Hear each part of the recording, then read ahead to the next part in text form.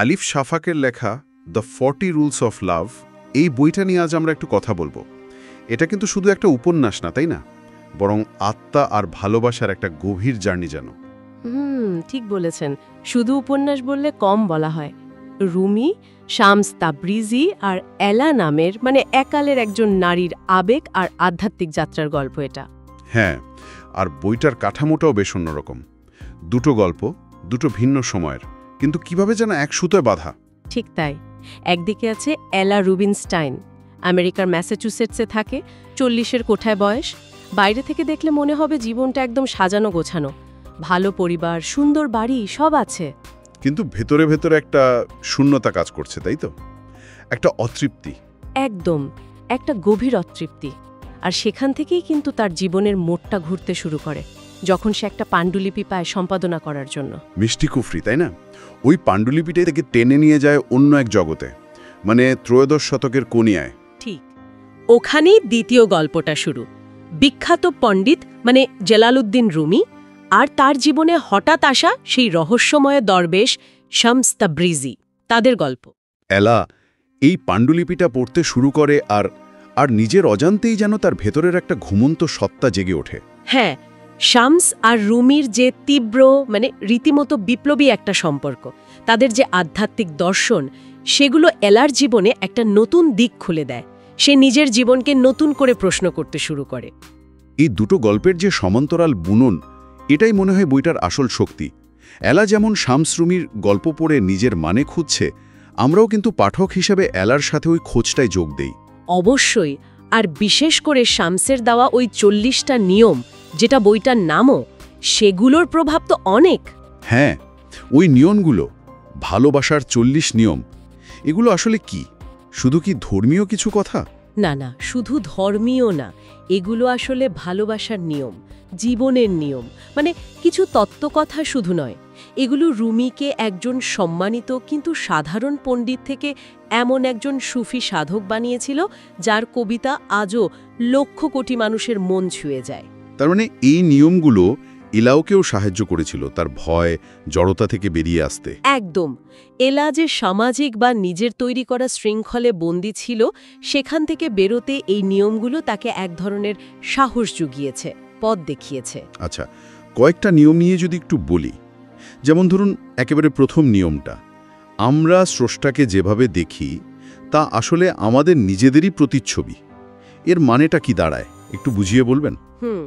এটা খুব গভীর একটা কথা। হলো আমাদের ভেতরের দৃষ্টিকোণটাই বাইরের জগৎটাকে তৈরি করে।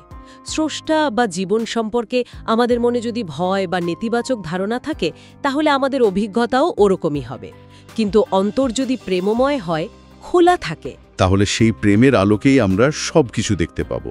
বাহ, এটা তো এক অর্থে আত্মদর্শন, নিজেকে জানার মাধ্যমে স্রষ্টাকে জানা। ঠিক তাই, এখানে অহংকার ত্যাগ করার কথাও কিন্তু চলে আসে।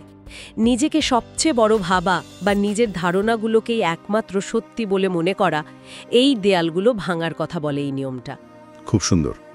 আচ্ছা, আরেকটা নিয়ম, 18 নম্বরটা, এই জীবনটা বদলাতে চাইলে চিন্তার জগৎটাকে বদলাতে হবে। এটাও তো খুব শক্তিশালী। এলার ক্ষেত্রে এটা কিভাবে কাজ করেছিল? দেখুন, এলার জীবনটা বাইরে থেকে ঠিকঠাক লাগলেও তার ভেতরের চিন্তাগুলো ছিল বেশ বিষণ্ণ, অতৃপ্ত। সে ভাবত জীবনটা একঘেয়ে, অর্থহীন। এই নিয়মটা তাকে বুঝতে সাহায্য করে যে বাইরের পরিস্থিতি নয়, বরং তার ভেতরের এই ভাবনাগুলোই তার অসুখী থাকার মূল কারণ। মাইন্ডসেট পরিবর্তন করার কথা বলছে। একদম। যখন সে তার চিন্তা বদলাতে শুরু করে, নিজের ভেতরের ডাক শুনতে শুরু করে, তখনই তার চারপাশের জগৎটাও কিন্তু পাল্টে যেতে থাকে। সে নতুন করে সিদ্ধান্ত নিতে শুরু করে, নতুন সম্পর্কের দিকে এগোয়। এখানে মনস্তত্ত্ব আর আধ্যাত্মিকতার একটা দারুণ মিশ্রণ আছে।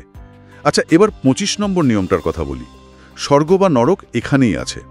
এটা তো বেশ চমকে দেওয়ার মতো কথা। হ্যাঁ, আমরা সাধারণত স্বর্গ নরক বলতে পরকালের কিছু ভাবি, কিন্তু শামস বলছেন ওটা এখানেই, এই মুহূর্তে।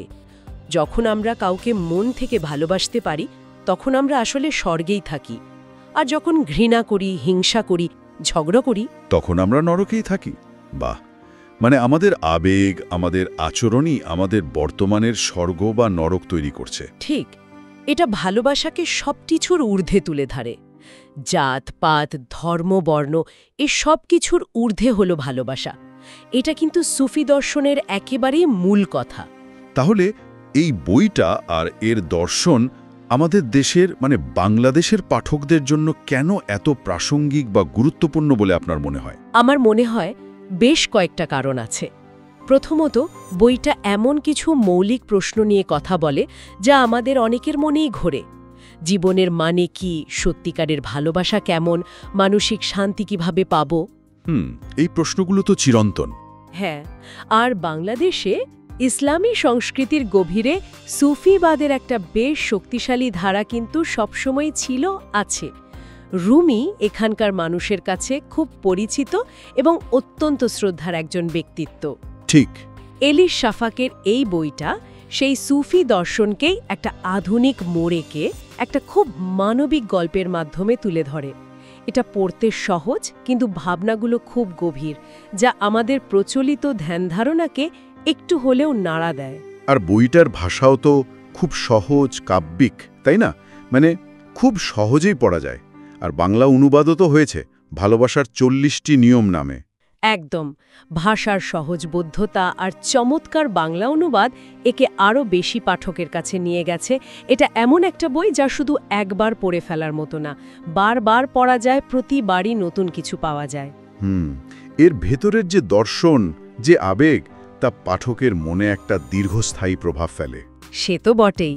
সব মিলিয়ে তাহলে বলা যায় দ্য 40 রুলস অফ লাভ শুধু একটা প্রেমের গল্প বা একটা ঐতিহাসিক আখ্যান নয়। এটা আসলে একটা আয়নার মতো, যা আমাদের নিজেদের ভেতরের জগৎটাকে দেখতে সাহায্য করে, ভালোবাসার গভীর মানে বুঝতে সাহায্য করে। হ্যাঁ, আর হয়তো স্রষ্টার সঙ্গে নিজের সম্পর্কটাকে নতুন করে গড়ার পথও দেখায়। এটা পাঠকের নিজের ভেতরে এক ধরনের আধ্যাত্মিক ভ্রমণও বটে। ঠিক। আর এই আলোচনা শেষে একটা প্রশ্ন হয়তো রেখে যাওয়া যায় সবার জন্য। আমরা সাধারণত ভালোবাসাকে যেভাবে দেখি, যেভাবে সংজ্ঞায়িত করি, সেটা কি যথেষ্ট? এই বই কি আমাদের সেই পরিচিত গণ্ডি পেরিয়ে ভালোবাসাকে আরও বড় করে, আরও শর্তহীনভাবে দেখার কোনো ইঙ্গিত দেয়? এটা নিয়ে ভাবা যেতে পারে।